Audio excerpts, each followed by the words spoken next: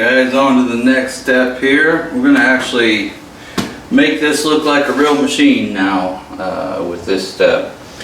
I'm out here where there's a little more room now. I've got my spoiler board set up. I cut this one 48 by 48. You guys can certainly trim them to your likings. You do want all 4 feet at least attached to your spoiler board. That'll make a little bit more sense here in a minute, but again, I went a little oversized. 48 by 48 gives me lots of work area. This is a 1-inch MDF, and there's actually 2 layers of it. The bottom half is affixed to the workbench. The top half will be semi-affixed to the bottom one, but it is allowed to kind of float a little bit, and therefore it doesn't pull everything out of whack. So here with us right now, I've got our X that we've already assembled. Everything looks real good here. I've got a Acme in there. I'll go ahead and slide that to the side right now. We had our spindle mounted to our Z. Slide that to the side for a moment. We're not going to use that in this step, but the next one we will. As far as the bong goes, I've got 2 NEMA 23 stepper motors. I've got 2 6.35 by 8 couplers, 4.5-inch spacers, 4 M5 by 55 bolts, 20 quantity M5 by 20, 4 quantity single 90s. Alright, so the first thing I'm going to do is go ahead and grab one of our 1000mm. Probably offer this build in a 500 by 1000 too. This particular one I'm building is 1000 by 1000, 1000X, 1000Y. I'm not going to surface the ends of these. It doesn't really matter how, super true these are. Most of the C-beams pretty true on the ends, and that works for this application. So what I'm going to do is go ahead and grab one of our corner plates. We want our C facing out. We want our groove facing away from the cutting surface. So I'm going to go ahead and grab this here. These are left and right. Basically what I want is the L piece facing away from the C-beam. So these are my animals for this guy. So you can see how this will affix. The holes are pre-tapped inside the C-beam, so I'm going to go ahead and just install one of these pretty quickly.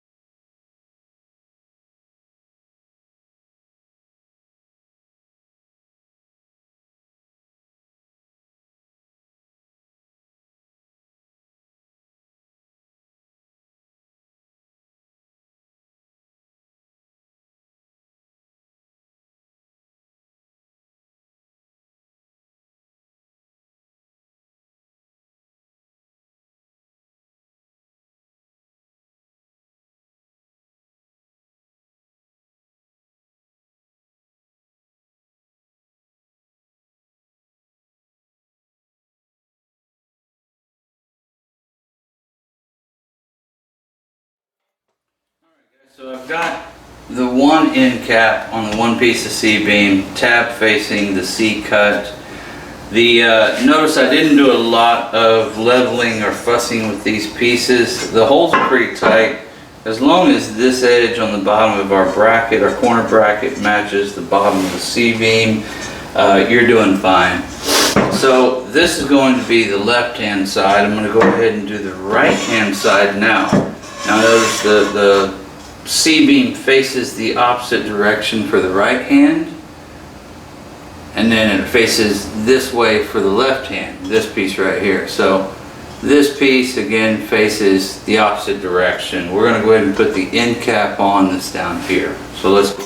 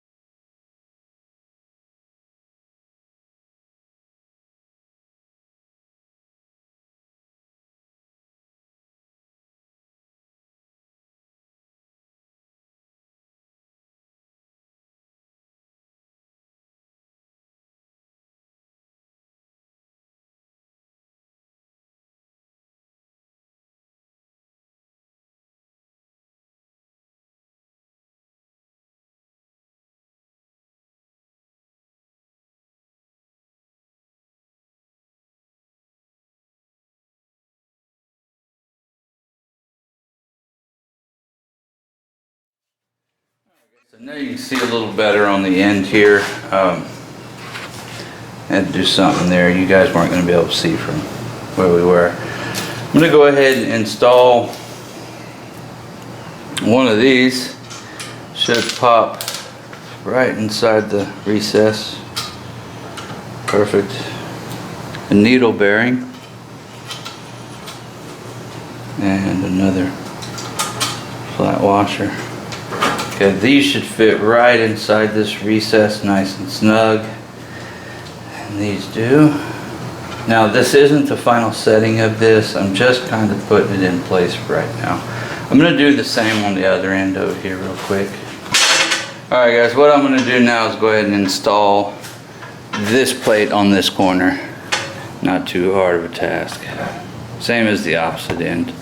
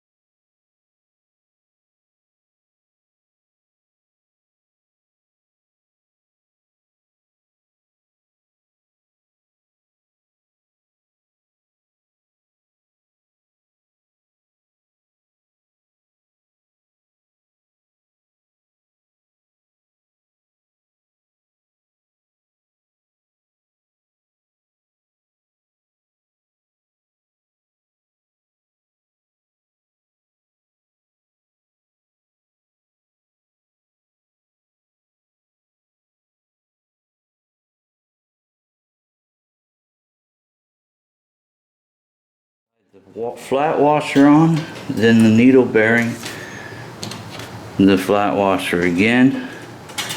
Okay, and these will just stick inside here. There's going to be a lot of play back and forth because we hadn't pulled all the tension out just yet. Don't worry about it just yet. Alright, I'm going to take my coupling. There's an 8mm side and a 6.35mm side. I'm going to go ahead and go with the 8 on here. Might have to back these set screws off a touch.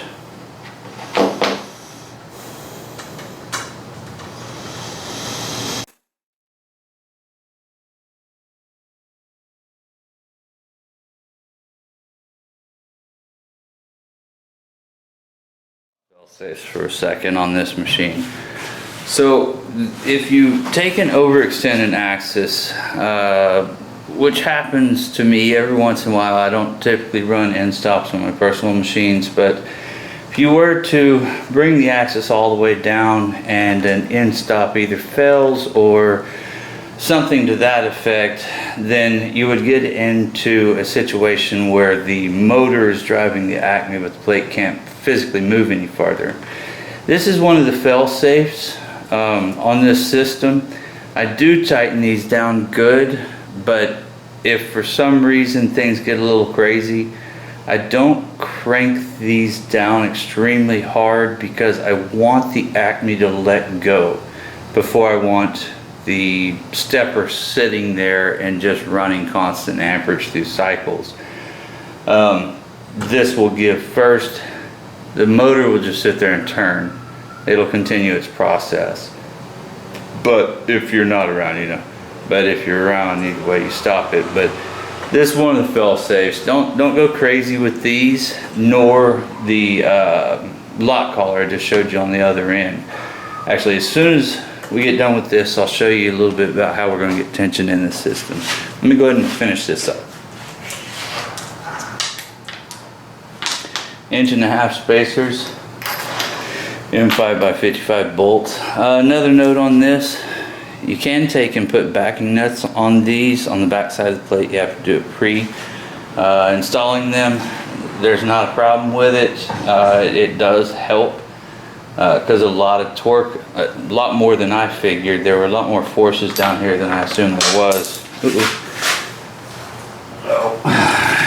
And it'll help to hold everything together. I haven't on my machines. I like to keep a look on a lot of these things because I have to create you guys a healthy maintenance schedule. So I'm going to install this motor. I'm going to go wires down, do what you want. This will be all subject to how you decide to do your wiring. I'm going to stick the bolt through, put the inch and a half spacer on it, my 6.35 millimeter shaft, that's 1/4 inch shaft. Alright, the shaft of your motor.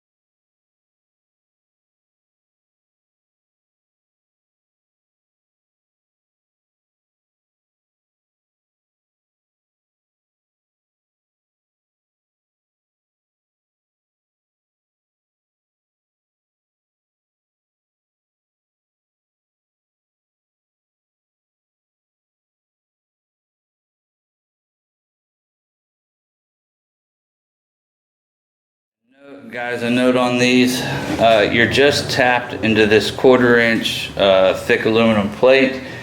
Don't go crazy with the torque on these bolts. I said if you want it to be more firm, go ahead and put backing nuts on it. You can use just standard M5 nuts. They'll fit inside the pockets of the C-beam. Don't go crazy with this, you'll strip it out. So now that we've got that done, we need to go ahead and tighten the coupler down on the actual motor shaft. Again, I'm not tightening the crud out of these. I want this as to be kind of a safety feature for us. So now you can see where we're at here. I'm going to mimic the other side, but I'm only going to film this side just because it's a little easier, and this thing is so large I'm really having to jump out of camera view quite often. Okay, so we've got that set here. Now enter this little joker. Alright, what I'm going to do with this, let's go ahead and thread it on. I'm going to turn this.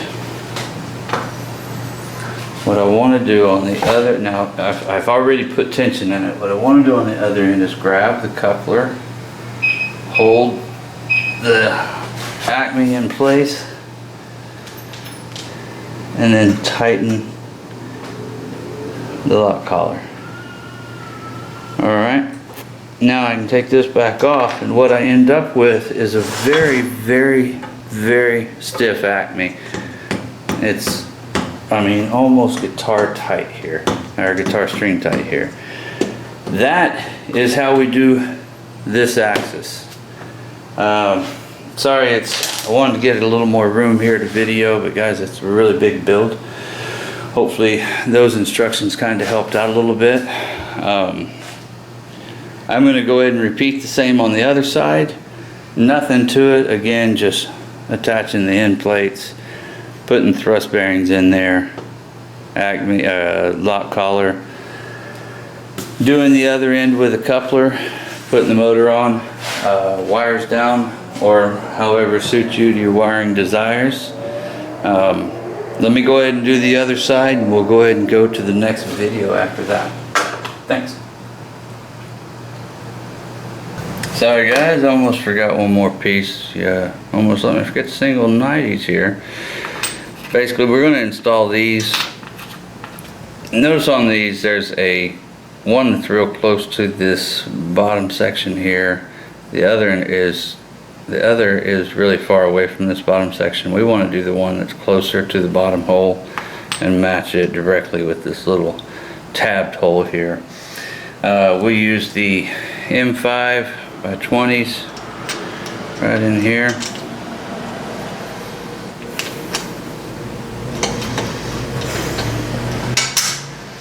And we'll back it up with an M5 nut.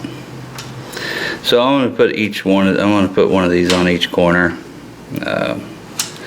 And when we get close to the end, what I'm going to end up doing is, I'll go ahead and tighten this up here now, but what I'll end up doing is at the end, I'll take and put a screw through the spoiler board, through this 90 into the spoiler board, and this will take and retain the entire assembly down the spoiler board. I'm not going to do that just yet.